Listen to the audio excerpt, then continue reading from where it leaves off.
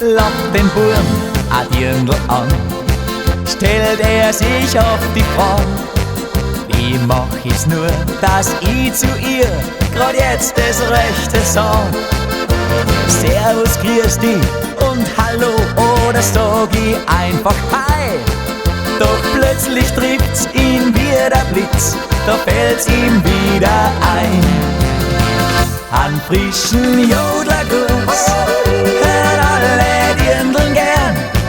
An frischen Jodlergruß tun's nicht verwehren.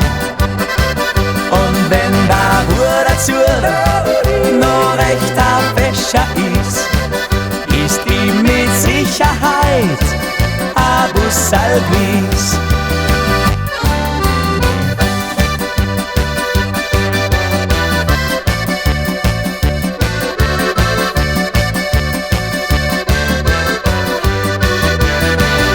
So ein Gruß, die spürt man doch, ist wirklich echt gemeint.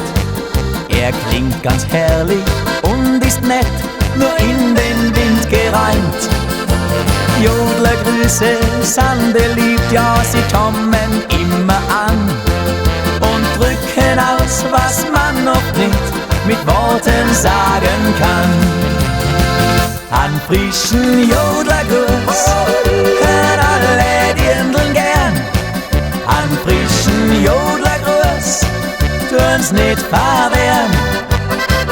Und wenn der Ruhr dazu noch recht ein Fäscher ist die mit Sicherheit ein Bussal gewiss.